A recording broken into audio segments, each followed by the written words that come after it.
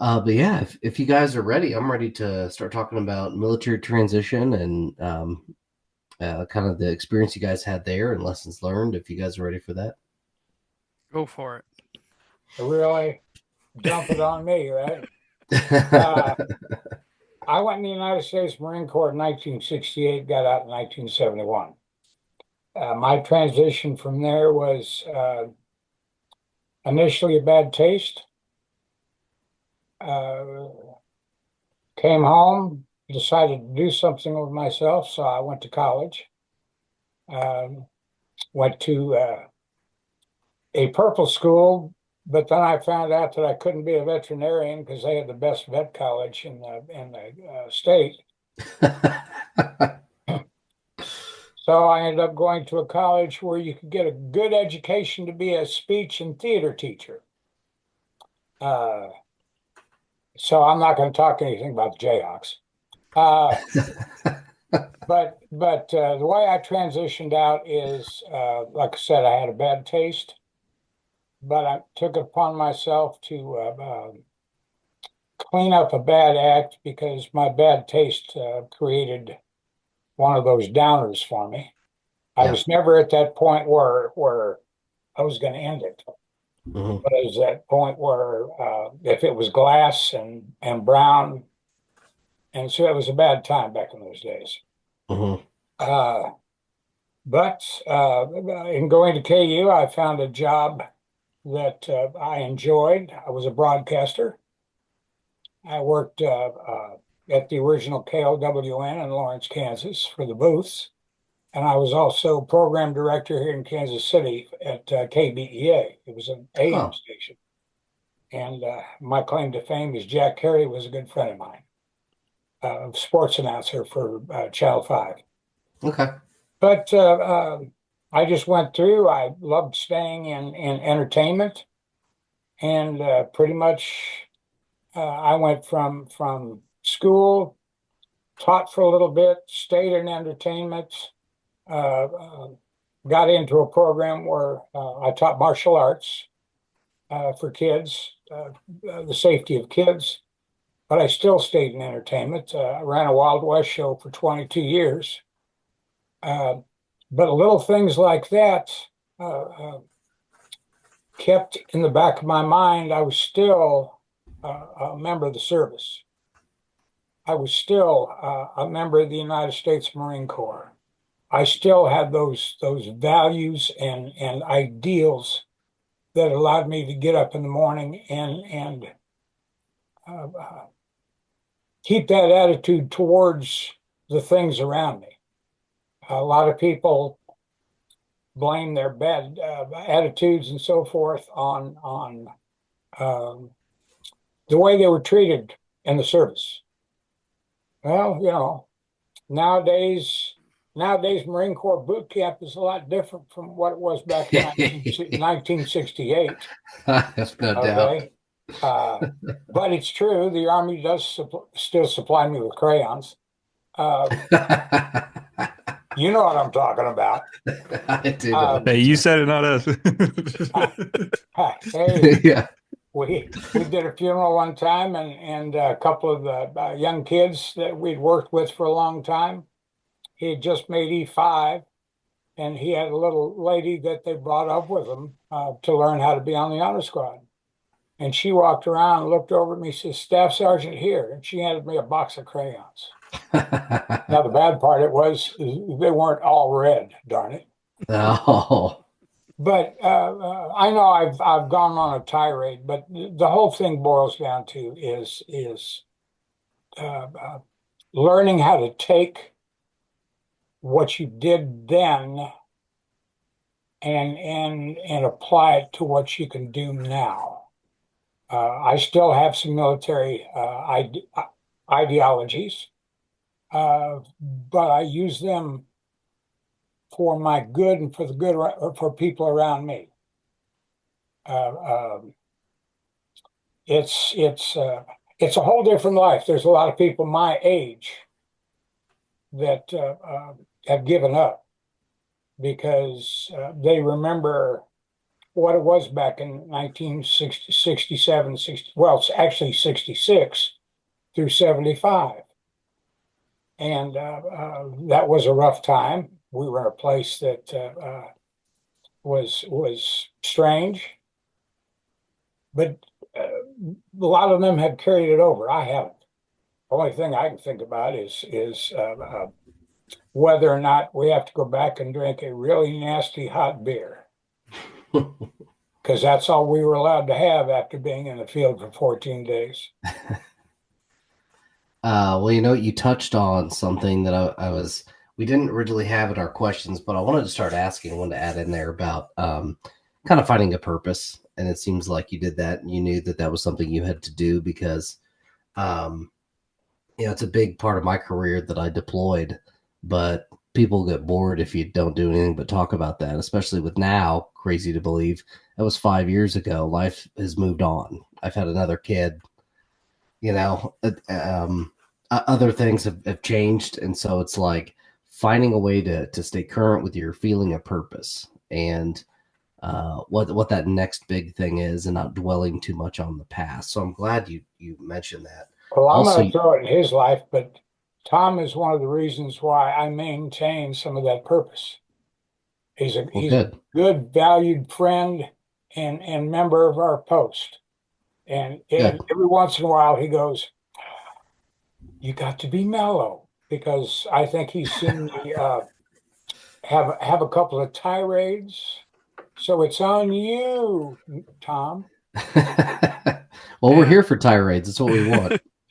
Yeah, I joined my senior year of high school back in 74 when you could join underneath the delayed entry program. Oh So yeah. I'm actually considered a Vietnam veteran because of that time frame that I spent on, delayed entry.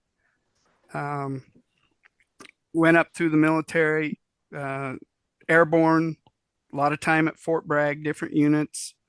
Um, Being in airborne units, you get to do a lot of things that others don't get to do. See a lot of places other people don't get to see. Seeing major part of the world. Um, you know, uh, was in during Panama, was in during Lebanon and Grenada. Was in Desert Shield, Desert Storm, and then coming back from that was the reduction of force. So I didn't get to 20 years. But because I was Vietnam era vet, I went back and I went to college. When I um, Hmm. after I got out the military back then, got my degree in computer science, got a civilian job in government, bought my military time. So did 20 years, federal service as a civilian, 18 years as military, and just recently retired a year ago, almost 40 years of federal service. You know, GI Bill paid for my bachelor's degree. They paid for a master's certification from the National Defense University as a cybersecurity information security officer. Helped pay for a master's degree in public administration. So, my kind of purpose was to continue that service, but transition from military to the civilian side. And as I was starting to get to the end of my, career, that's when I really started to get active in the post. First couple of years, kind of observed, see what where things were needed, where I could help. Got involved on the executive committee, you know, and then over the time have become the adjutant. So you know, um, it's just it's always transitions, and Hmm. as you transition, you got to find that new purpose, that new drive. As Bear said, we've built a pretty good friendship, in the last couple of years. We keep each other in check and have some laughs along the way. So What were kind of ways you guys found your inspiration for that next sense of purpose? Did you get lucky and it come to you? Did you kind of just on your own devise a plan of what you wanted to do? Just went with the flow. It just, you know, something came up. When I was looking for something, it was like, here's something, you know. I never had to go out and look for it. I kind of got lucky in that part, you know. Yeah. Being who I am, I'm, a little reserved, but I definitely am outgoing too. And, people would, approach me, say, hey, what about, will you do this? Will you do that? That's how, I've also gotten involved in the city of Shawnee here in Kansas, Hmm. doing stuff with the city. So yeah, I've been fortunate. I've not had to have that. There's been always something come up to me and say, "Hey, come here. We could use you to do this, or we could use you to do that." Very good. How about you, Bear? Well, uh, I'm now retired, not necessarily my choice, as my kids and my wife will tell you. I'd rather be out doing something full time. Um, when I left education, not necessarily in the greatest mode, because the principal thought that I had too much military in me because of the way that I handled the problems with kids. But it's really funny. They learned, okay? They understood. Uh, but up until a year and a half ago, I was a bail bondsman. And also, I guess they call it a bounty hunter. You would go out at strange times at night and find people. Hmm. But that's one of the motivations I had, which keeps is that knocking at your door, which keeps me motivated because of some of the young people that I dealt with, especially veterans. You get in there and you find out that a veteran screwed up, and what can you do to help that veteran during that process? The reason that I belong to Shawnee is not necessarily because it was for veteran at that time as much as it is for me now. Um, I like playing golf, and a very good friend of mine who belonged there said, "Hey, why don't you come up and play golf with us?" So I started on the golf team at Shawnee, and we've got a pretty good golf club. But then while I was there, I got to talking to somebody. He said, "Why don't you transfer up here?" So I transferred. Not too long after that, they had elections, and I ended up the chaplain. Not too All long right. after, not too long after that, I ended up as the adjutant for the post, and then I ended up as the commander for the post. For a year off, I went back to being the adjutant, but now I'm the commander of the post. But the thing that motivates me is people like Tom that I can look and say, all right, here's the kind of help I need if I ask for help. He jumps right in without a batting of an eye. Um, I have trouble walking right now, so there's a lot of things that I can't do, but I keep trying to do them. Funniest thing in the world is seeing an old man with a cane trying to shoot a rifle at a funeral. But as thick as the snow is, I've been able to stick it in the snow. But There you that's go. what keeps me going. That's why I work as hard as I do towards the posting for veterans. And guys, what were some of the biggest challenges that you faced during your time in the military? We don't talk about war. That's fair. If you want Yeah. to skip that one. Uh, Yeah. uh, when you're 18 years old in the jungle someplace and you come home, you don't want to remember. That's Even fair. when you're 30 and in the desert. Yep. Yeah. In that case, how about at any point in your careers, lives, When was a moment you experienced that you thought that's leadership? That's the kind of leader I want to be. I had I had a very he became a very dear friend of mine until I went out to his funeral. He passed from cancer because of complications, but he was a chief in the United States Navy, and he took me out of a very bad place once over there, and that's how I met him. And we stayed. He stayed in touch with me to keep checking on me to make sure that I was going to be okay. Now, why I don't know, other than the fact that you're flying in a helicopter in a strange place, and closest doctor is too far away, and all of a sudden you start talking about history. I'm a history buff.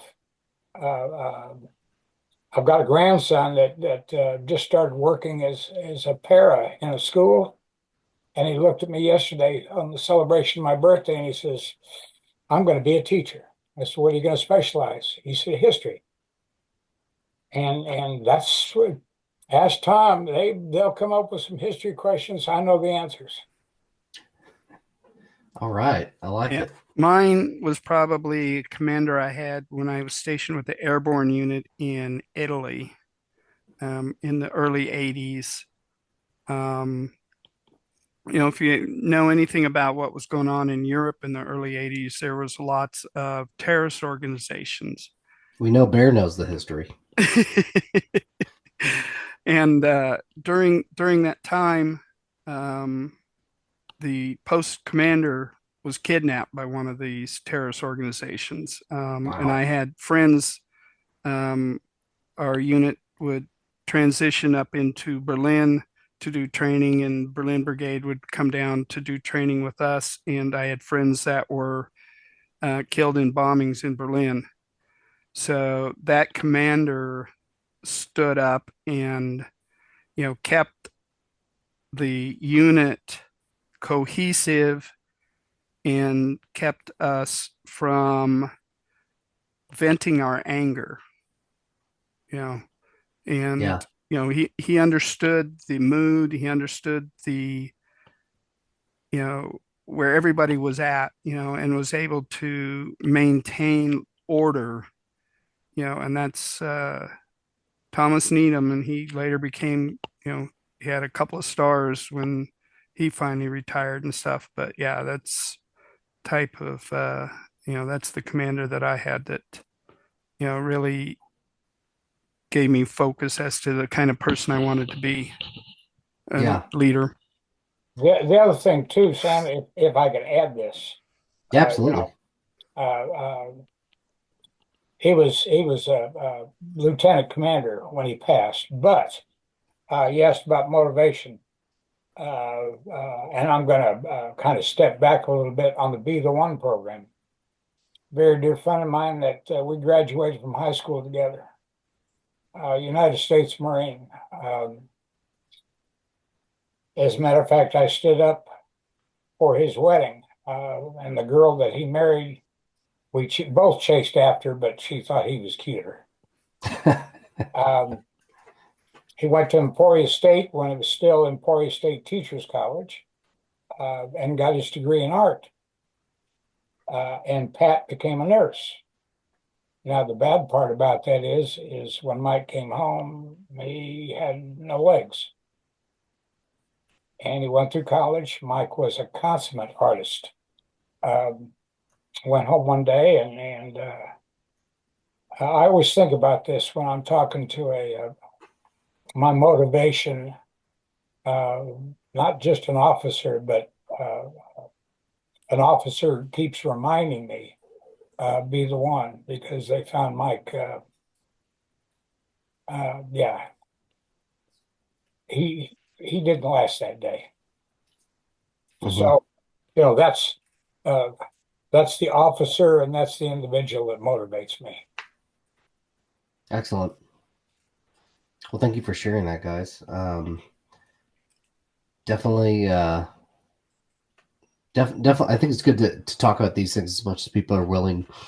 Um, yeah, because everyone like us has some kind of story.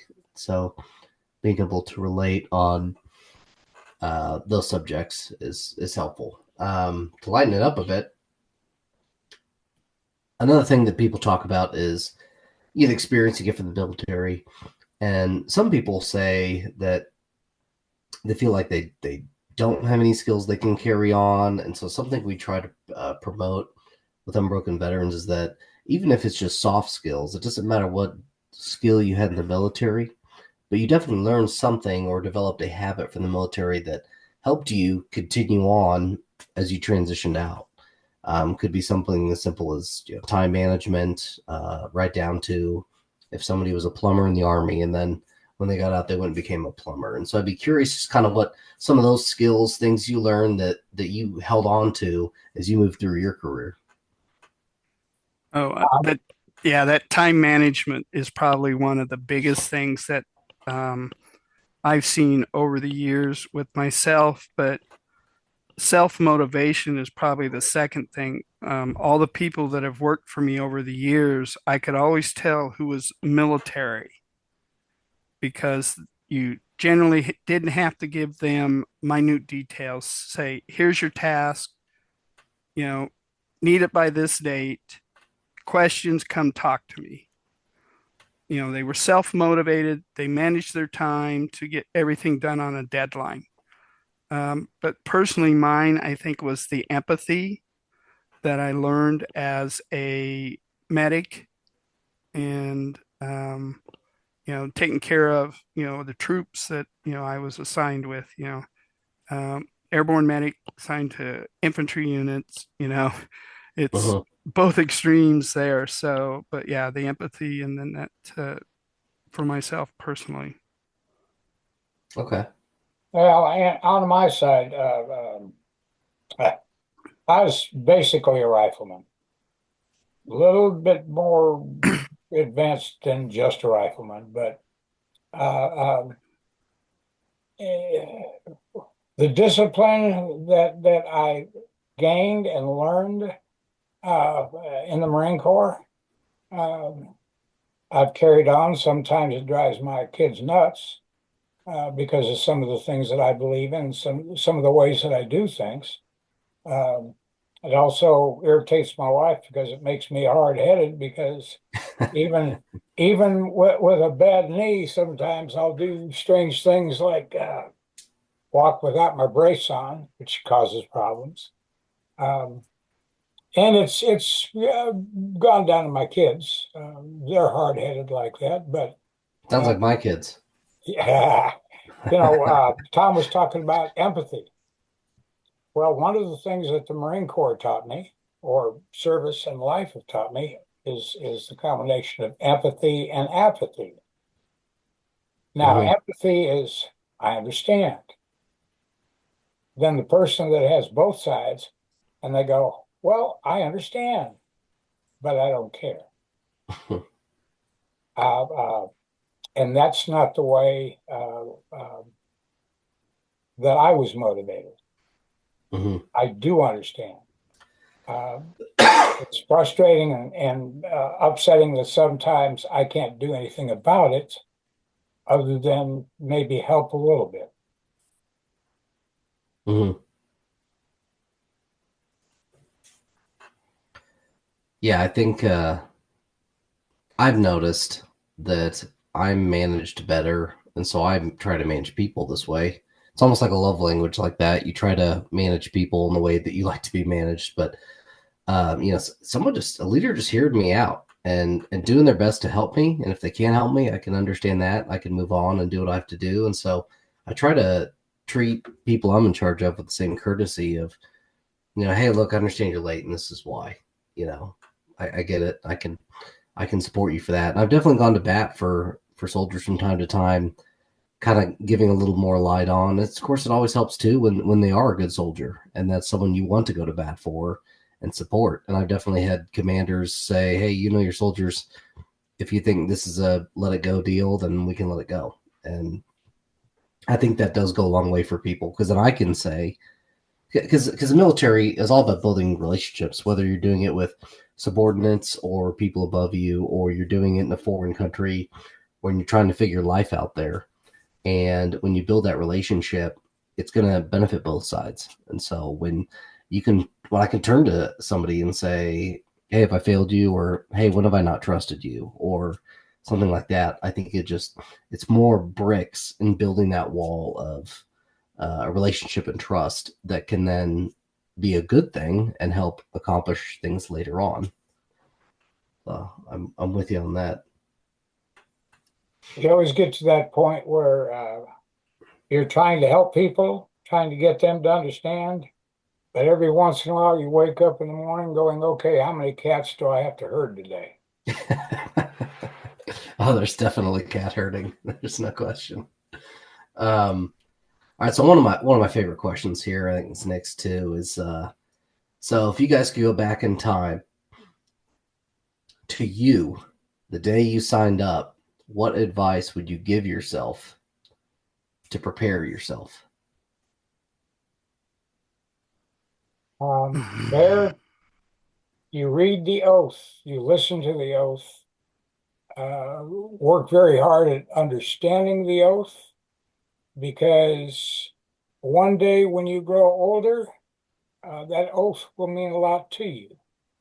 And as you stand there and you shout out, I and your name, do promise and swear to protect and defend the Constitution of the United States against all enemies, foreign and domestic. And then you grow older and you go back and look at yourself and say, remember the oath that you gave, why you gave that oath at that time. And even though you see foreign and domestic wars, uh, remember the oath. You took it. Uh, and understand why you took it, when you took it, and what it should mean to you today, 70 plus years later. And that's what I say to my younger self. Awesome. I would tell my younger self, shut up and listen more. That's a good one. Because, you know, um, thought I knew it all, you know, wouldn't listen. Didn't we all? Yeah. Didn't we all think we know it all? You know, caused a lot of heartburn and, you know, a few issues through the years. But I think, yeah, if I was going back to myself, would be just shut up and listen. Both good bits of advice. All right, so we're rounding out here, almost done. We got two things left. So one, pretty lighthearted.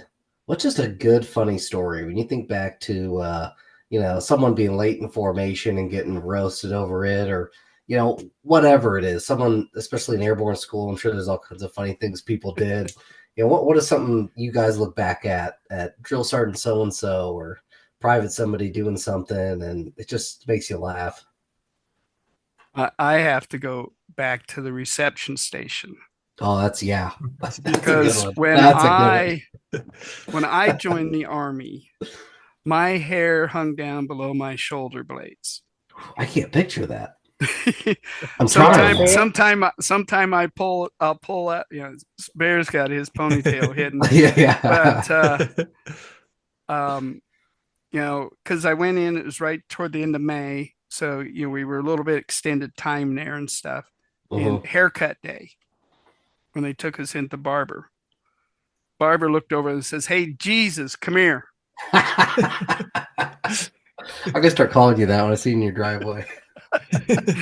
And then he cuts right down the middle and goes, "Next." I says, "You might as well finish it up."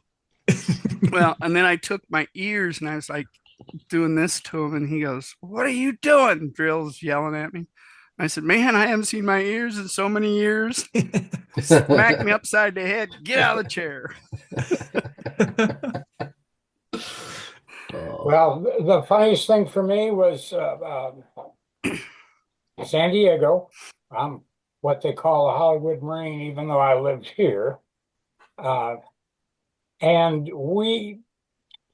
MCRD was stationed right around a large pond.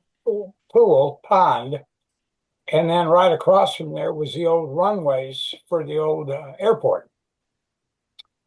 Well, when we would have our physical fitness preparation, the Commandant's PFT, we would have to do our 3 mile around that particular area. You go down the road, then you come back around the road. Well, as it just so happens, the Navy training base was right across the pond. And there was nothing worse than running around and you got your gear and everything else on, and a whole bunch of blue jean t-shirt wearing little wimps across the pond are laughing at you. So the funny story is a couple of us got crazy, which is why we ended up in recon. We snuck off base, snuck over to the naval base, and snagged one of their unit flags and took it home back to the base, unbeknownst to the drill instructor. And he and I would cut up 3x5 pieces of the flag, and one at a time we would mail those 3x5 pieces back to the naval base. And that was my tee-hee in 1968. That's a good one. Yeah, at a recent exercise, a few of us, we took the liberty at taking, and we didn't cut them up. In fact, we had to return them, but we took some guidons from some other units because the security was so abysmal that we were just like, this is ridiculous. And so, I mean, at one point, I didn't belong on where I was, and I asked a person for directions, and they said, "Yeah, it's right over there." And so I was like, "Okay," and then I went and took it. Yeah, I always like a good story about stuff like that. Those are great. So, kind of final one, wrapping things up. What are some of the veteran benefits that you guys took advantage of, especially ones that you recommend other people take advantage of? Definitely the GI Bill. Mm-hmm. Definitely. Bear and I both were in the Vietnam era one, which was probably, I'd say, probably the best one that there ever was. I don't think anyone could argue. Other than the World War II guys. And then the second one is working with a veteran service organization, going through the PACT Act, getting that disability because you never know. So yeah, that's the two things. I've gotten my disability, and gotten my education, and that's probably the best two components of the benefits that you have. And those are things that we definitely can help with. We have a service officer, or Bear and myself. We've got connections within the state and the city and stuff where we can definitely help folks get into those things and get them assistance. Well, Okay. and yeah, it's the GI benefits. I haven't totally used mine. I paid my way through school and other things because there are not a lot of things wrong with me that I have to really utilize it. Um, there are young people out there that can borrow from me in assistance. Um, there's people right now that are still going through trying to get disability from Vietnam. They're still going through trying to get authorized because Agent Orange. Yeah. Agent Orange was not our friend, um, and they're still fighting for that. So that's where the American Legion comes in with those benefits, service officers, and we go to Congress. We're the largest veterans organization that stays on Congress. Mm-hmm. Some of our national leaders are going to be coming out of Kansas here. We've got a young man that is up, I believe it's for next year, is National Commander of the American Legion. But he and a couple of other dear friends of mine have worked very hard at the congressional level to get the benefits going. Mhm. Thank you for that. My benefit is uh, uh, being able to call upon it, not necessarily for personal purposes, but the fact that it's there. Okay. It keeps from medications costs, Yeah. and the one I have to take is pretty expensive. I only have to take two, unlike some of my other friends that have to take 7 and 8. I only have to take Yeah. two, but that's how that goes. Well, excellent. This has all been really great information. We thank you for listening, and we hope you got something helpful out of this. Right now, the best way to support us is to simply spread the word. If you know a fellow veteran who could use some resources to elevate their life, send them our way. Until next time, remember to check your 0s, 5s, 10s, and 25s.